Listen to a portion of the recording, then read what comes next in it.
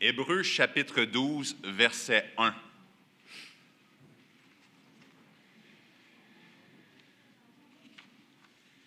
Épître aux Hébreux chapitre 12, nous allons lire ensemble versets 1 à 3.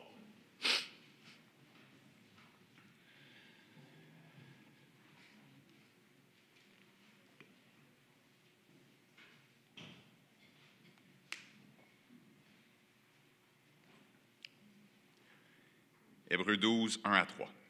Nous donc aussi, puisque nous sommes environnés d'une si grande nuée de témoins, rejetons tout fardeau et le péché qui nous enveloppe si facilement, et courons avec persévérance dans la carrière qui nous est ouverte, ayant les regards sur Jésus, qui suscite la foi et la mène à la perfection. En échange de la joie qui lui était réservée, il a souffert la croix, méprisé l'ignominie, désolé, je savais que je n'allais pas être capable de le lire ce mot-là, et s'est assis à la droite du trône de Dieu. Considérez en effet celui qui a supporté contre sa personne une telle opposition de la part des pécheurs, afin que vous ne vous lassiez point, l'âme découragée. Je vais prier, puis on va continuer. Seigneur, sers-toi de moi, je t'en supplie. Je te rends gloire, je te prie pour ceux qui m'entendent, que ta parole soit efficace et que ma langue soit déliée et les cœurs entendent ta parole. Amen. Le titre de mon enseignement ce matin, c'est « La course chrétienne ». Je vous dis les points. C'est mon père qui m'a donné ça. Il dit quand on enseigne, on dit ce qu'on va dire, on le dit, puis après ça, on dit qu'est-ce qu'on a dit. Jusqu'à date, ça a fonctionné. Qu'est-ce que la course chrétienne implique? La persévérance dans la souffrance, c'est mon premier point. Qu'est-ce qui nous arrête dans la course? Le péché. Le troisième point, qu'est-ce qui nous ralentit dans notre course? Les fardeaux, et qu'est-ce qui nous motive dans notre course? Les témoins. Donc, mon premier point, qu'est-ce que la course chrétienne implique? Qui sont ici présents qui ont déjà couru un marathon à main levée? Je ne vais pas vous mettre sur le spot, là, mais je sais qu'il y en a au moins quelques-uns qui ont déjà couru un marathon. La course de la vie chrétienne, c'est vraiment quelque chose de particulier et je le compare à un marathon. J'ai parlé avec Nico, justement, dernièrement, qui a couru un marathon. C'est des semaines, c'est des mois de préparation, peut-être même des années selon la forme physique. Puis faire un petit jogging, c'est bien, c'est quelque chose de bien, mais c'est pas un marathon. 42,2 km, plus ou moins 4 heures de course, encore une fois, selon la forme physique, sans arrêt. C'est quelque chose. Et c'est pour ça que je le compare à la vie chrétienne. C'est quelque chose qui est présent dans la parole aussi. Connaître et faire connaître le vrai Jésus-Christ, c'est une course longue durée. Ce n'est pas un sprint de 100 mètres. Ce n'est pas un petit saut en hauteur ou quoi que ce soit, c'est vraiment une course longue durée. D'après le texte d'Hébreux, chapitre 12, au verset 1, on dit que la course nécessite de la persévérance. Courons avec persévérance dans la carrière qui nous est ouverte. Mais pourquoi est-ce qu'un chemin qui est si bien défini, une carrière ouverte qu'on dit, nécessite de la persévérance? Parce qu'on l'a mentionné aussi ce matin, la course chrétienne, c'est une course remplie de souffrance. La parole répète souvent qu'on va souffrir. Encore une fois, quelques passages qui ont été lus ce matin, qu'on avait à souffrir ici-bas. Comme le Christ a souffert, nous allons souffrir. Si c'est normal maintenant, pourquoi est-ce que c'est tant difficile? Timothy Keller, un théologien que j'apprécie beaucoup, qui est décédé en 2023, disait en parlant de la course chrétienne et de ce passage en particulier qu'on a lu ce matin, qu'une grande partie de notre souffrance, une grande partie de notre difficulté avec la souffrance, c'est qu'on ne s'en attendait pas, on ne s'attend pas à souffrir. La souffrance, qu'il disait, nous prend par surprise. Comme si à mi-chemin dans un marathon, on courait, puis on disait « Non, c'est bien pas plaisant. » Et Tim Keller de répondre avec amour et charité, « Tu t'attendais à quoi? » Comme dans un marathon réel, on doit se préparer physiquement, mentalement, spirituellement pour les épreuves de la souffrance. Donc encore, une autre question, comment est-ce qu'on se prépare à cette souffrance-là? Marc-André y en a parlé il y a quelques dimanches en partant du texte de 1 Pierre au chapitre 4, puis ceux qui sont là le mercredi soir aussi, on l'a entendu. Il faut littéralement s'armer de cette pensée-là que Christ a souffert, il en a fini avec ça. C'est une idée présente aussi dans Hébreux 12, 2 et 3, d'avoir les regards sur Christ, de considérer ce qu'il a vécu. Je vous invite à vous rappeler que la souffrance pour les premiers récepteurs, les destinataires originaux de cette lettre, ce n'était pas une idée abstraite, la souffrance. On le voit à travers le Nouveau Testament dans les Épîtres. Soit d'un côté, on va avoir les synagogues, les dirigeants qui sont en train de les rejeter complètement, en train de les persécuter. Puis de l'autre côté, il y a les païens qui disent « Tu n'adores pas mon Dieu, tu ne peux pas participer à la vie économique, tu ne peux pas participer à la vie sociale ordinaire. Incline-toi devant mon Dieu, puis on va s'en jaser. » Puis c'est une idée qui peut être présente encore aujourd'hui, soit des deux côtés, qu'on peut soit se mettre sous le joug de la loi ou sous le joug de la liberté de la société, puis se dire là, « Je suis comme tiraillé des deux bords », et avoir une persécution ou une souffrance pour peu importe les raisons. Si on oublie le comment, si on oublie le pourquoi qu'on est là, on court à notre dérive, on court au découragement de notre âme. Christ lui-même, si Christ il avait besoin de faire ça, nous aussi, lorsqu'il souffrait, il avait les yeux fixés sur la joie, sur la gloire, sur l'accomplissement de son projet. Nous aussi, ayons les yeux sur cette joie déjà présente d'une part, mais d'une autre, encore à venir dans son royaume. Donc, pour conclure mon premier point, dans la course chrétienne, on va souffrir. Ça commence bien. On va courir avec persévérance. On doit courir avec persévérance. Les yeux sur Christ. Maintenant, on va regarder qu'est-ce qui peut nous entraver dans notre course. Qu'est-ce qui nous arrête dans notre course? C'est mon deuxième point. Le péché. Il y a certaines choses dans la vie qui mettent carrément un frein à notre course chrétienne. Le marathonien chrétien, comme dirait l'apôtre Paul, l'athlète n'est pas couronné s'il n'a pas couru selon les règles en ordre. Puis, c'est quelque chose que je me rappelle à moi-même également. On ne parle pas d'un salut selon les œuvres. On ne parle pas non plus d'une perte du salut, mais on parle vraiment d'une interruption. Je vous illustre, si on court d'un sens puis on se revire de l'autre, on n'est clairement pas en train d'aller vers le bon but. Donc, imaginez-vous, lors d'un marathon, tout le monde applaudit leur athlète préféré. Il y a Nico qui vient de contourner le coin. On est comme « Hey, go Nico, yes! » Puis là, après ça, il y a moi. Puis je cours. La sueur dans le front, vous voyez. Clairement plus de fun. Il n'y a plus de plaisir. Le gars, je me demande pourquoi tu as écouté Nico. C'était quoi son problème? Un marathon, c'est pour les losers. C'est clairement pas pour moi. Il va sûrement finir longtemps avant moi. J'ai juste envie qu'il se plante dans ses lacets. Puis moi, pourquoi est-ce que tout le monde a l'air plus joyeux que moi pendant qu'il est en train de courir? Puis je te gage, il n'y a même pas de ligne d'arrivée. On rit, on sourit, mais c'est des choses qu'on peut se dire dans la vie chrétienne. C'est quoi cette idée-là d'une course? Puis s'il existe la ligne d'arrivée, et juste à 2 coins de rue, je le sais, juste autour du coin, fait que pourquoi ils nous font partir 10 km dans l'autre sens pour revenir jusqu'au point de départ? Hey, je pourrais juste, subtilement, entre 2 ruelles, couper. Qui c'est qui va me voir? Je fais du mal à personne, en fait. Si quelqu'un me voit, je vais juste dire « J'étais confus. » Écoutez, ça arrive à chacun, humblement. Puis peut-être sur un coup de tête, peut-être que ça fait longtemps que j'essaie de m'éloigner de Nico, tranquillement, pour pas qu'il me voie.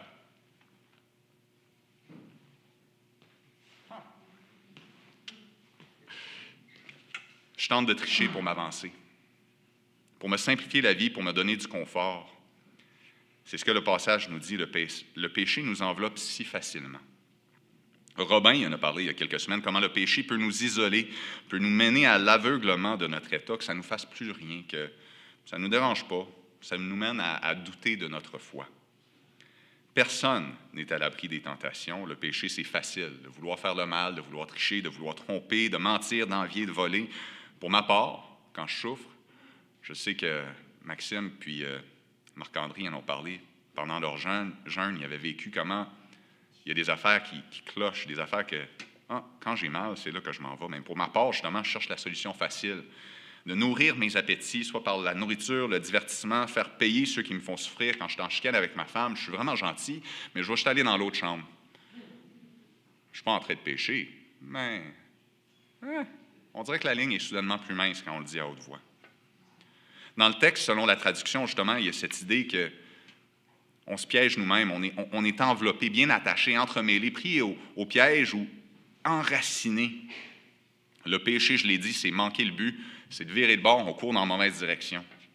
Donc, si le but est de connaître Dieu, glorifier Dieu, prendre plaisir en Dieu, c'est comme si le péché, c'était de dire à Dieu, non merci, ou je préfère mon sentier, ou ben donc, je te crois pas. Ou je te crois, mais ça me tente plus ou moins. Ou Seigneur, je vais le faire, je veux te suivre. Mais demain, parce qu'à soir, je sors avec mes chums de gars, puis il ne faudrait pas que tu sois là. Appliquez la situation qui s'applique à vous, bien entendu. Donc, autant que le péché veut dire courir vers le mauvais objectif, autant la repentance veut dire courir vers le bon objectif. Un changement d'entendement, un 180. La course chrétienne, c'est une course de repentance, de résistance, une course dans la bonne direction. Donc, ne pas pécher, ce n'est pas le but. Ne pas prendre plaisir dans les mauvaises choses, ce n'est pas le but. Vouloir glorifier Dieu, prendre plaisir en lui, c'est ça le but. Donc, repentons-nous de notre péché, résistons au péché, marchez et marchons de manière à glorifier Dieu. Est-ce que le péché, c'est le seul obstacle dans notre course? Mon troisième point, qu'est-ce qui nous ralentit dans notre course chrétienne? Les fardeaux. Rejetons tout fardeau qu'on a lu dans notre texte. Le but n'est pas de ne pas pécher, c'est comme crier, peut-être ceux qui ont des enfants ou qui ont déjà été enfants, je pense que c'est la majorité ici, soit un groupe ou l'autre. Vous avez déjà crié « J'ai rien fait de pas correct ». T'es comme, ben, c'est pas parce que tu n'as rien fait de pas correct, tu es en train de faire de quoi? De correct. Cette fois-ci, moi-même, votre marathonien chrétien, je suis en train de courir dans la bonne direction. Je cours à côté de Nico, puis là, il me voit, il me sourit finalement, parce qu'il voit, OK, un peu de plaisir à courir. Puis soudainement, il arrête de sourire. Il est comme, qu'est-ce que tu fais? Je suis comme, comment ça, qu'est-ce que je fais? Pourquoi tu traînes toutes tes affaires? Là, c'est pas contre les règlements. Écoute, j'ai apporté tout ce qu'il fallait. Si on a faim, je vais me faire des sandwichs. J'ai les poids à terre. Si on veut faire un entraînement, soudainement, j'ai mon stock de hockey. Puis aussi, écoute, j'ai mon ordinateur si on veut écouter un documentaire, si on s'ennuie pendant la course. Puis j'ai des raquettes. Puis écoute, j'ai aussi apporté tous mes documentaires, tous mes répertoires théologiques. C'est une bonne affaire, ça. Non. Qu'est-ce que tu fais? Les yeux sur le prix en avant, tu ne t'embourbes pas avec tout ça. Puis quand on entend fardeau, on peut avoir cette notion de dire « Ah ouais, moi, en ce moment, mon épouse, pour moi, c'est un fardeau. » C'est comme non, c'est pas de ce genre de fardeau-là. Ou bien, plus sérieusement, peut-être, on va dire « Moi, j'ai un cancer ou une maladie ou une souffrance quelconque, c'est un fardeau dans ma vie. » Non, non. Quand il parle de fardeau dans ce texte, il est en train de parler de quelque chose que tu mets volontairement sur ton dos, comme un sac de briques pendant un marathon. Tu es en train de t'embourber de quelque chose, peut-être même quelque chose de très bien. Les sports, les vacances, les loisirs en général, la télévision, le chalet, notre emploi, notre confort, nos goûts, notre maison, nos enfants, notre époux, notre épouse, toutes ces choses-là, si on dit que c'est la priorité, deviennent fort probablement un fardeau dans nos vies. Je vous invite à réfléchir et à prier sur ce point-là en particulier. Ce matin, c'est une question qui est sur le mur depuis un bon moment. Et je vous invite à vous poser la question par rapport au fardeau, mais aller un peu plus loin que l'introspection personnelle. Je vous invite à trouver un ami, un frère pour un frère, une sœur pour une sœur, et d'inviter l'œil extérieur à votre vie. Et ça va nécessiter plus qu'une amitié faite au micro-ondes, ça va nécessiter un slow cooker, pas à peu près, pour l'amitié, là, de dire qu'est-ce qui cloche dans ma vie, qu'est-ce qui est un péché, qu'est-ce qui est un fardeau, qu'est-ce qui pourrait me mener vers un péché. Donc le marathon en tant que tel, ce n'est pas un sport d'équipe en tant que tel, mais tous les marathoniens de taille vont courir en groupe. On a des angles morts, on a besoin les uns des autres. Mon épouse peut couper au plus profond de mon être avec juste quelques mots. Je pense aussi des nombreuses heures que j'ai passées avec Robin Piché, des conversations. Pourquoi est-ce que tu fais ça? Est-ce que ta manière de réfléchir, d'agir, d'investir, c'est comme un sac de briques, justement, sur ton dos? Troisième point, les péchés nous arrêtent, les fardeaux nous ralentissent. Maintenant, qu'est-ce qui nous motive? Notre dernier point ce matin. Nous donc aussi, puisque nous sommes environnés d'une si grande nuée de témoins, nous avons besoin les uns des autres et nous avons besoin du témoignage puissant de ceux qui nous ont précédés. Si ce n'est pas déjà fait, je vous recommande fortement d'écouter la prédication de Maxime de la semaine passée qui fait un beau résumé du chapitre 11, puis qui résume aussi nos derniers mois dans les prédications du livre de Genèse. On parle d'Abel, Enoch, Noé, Abraham, Sarah et j'en passe. Puis à chaque présentation d'une de ces personnes-là, ils disent « c'est par la foi, c'est par la foi, c'est par la foi ». Ils ont couru à travers les souffrances et les épreuves avec persévérance, en se repentant, en résistant au péché, en rejetant les fardeaux. Ils ont couru avec foi dans la promesse d'un Messie pour la gloire de Dieu. Puis aujourd'hui, on a une bénédiction vraiment particulière qu'on ne devrait pas négliger, qu'on a la parole au complet, on a le début jusqu'à la fin de l'histoire. sais, on parlait tantôt des poussins qui pourraient se faire écraser, mais on peut en rire ou on peut en pleurer des situations de notre vie aujourd'hui, mais on connaît la fin de l'histoire.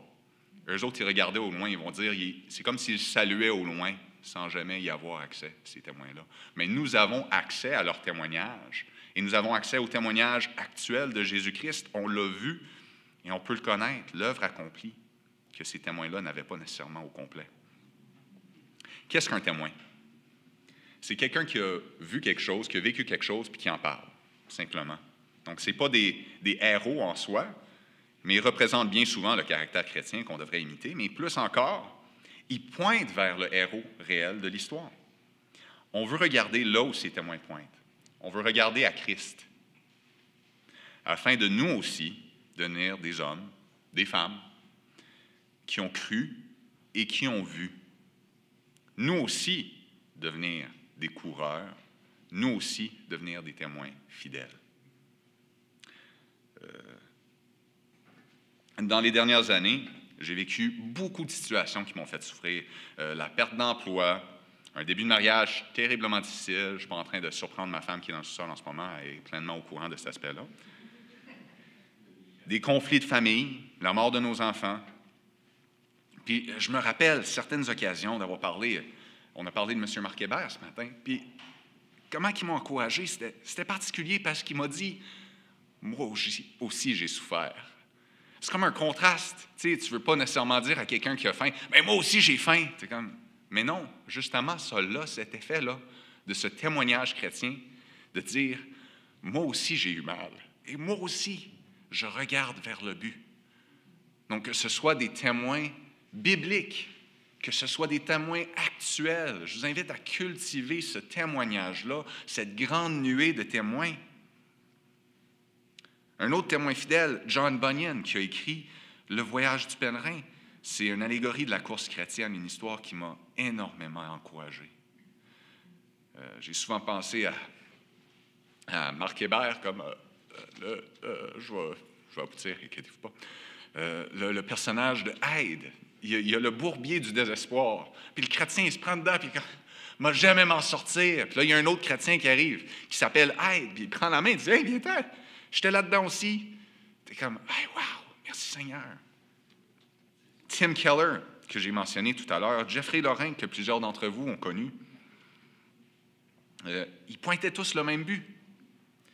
Biblique, historique et actuel me disent « Comme tu me vois courir, cours toi aussi. » Regarde la ligne d'arrivée. Christ, la vie éternelle.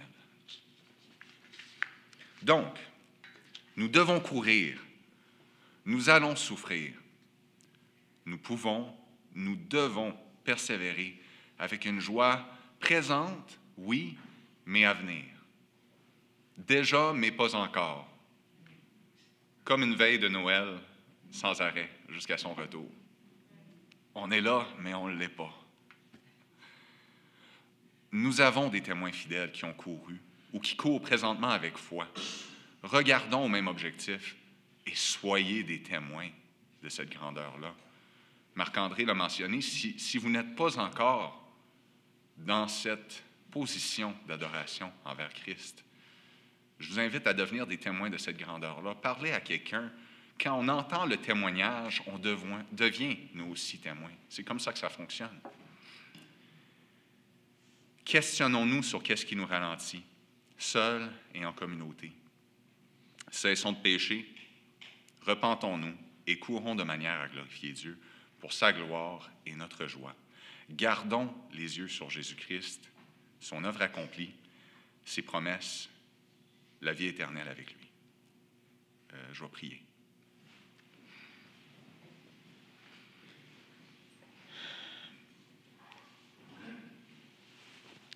Père éternel, je te remercie.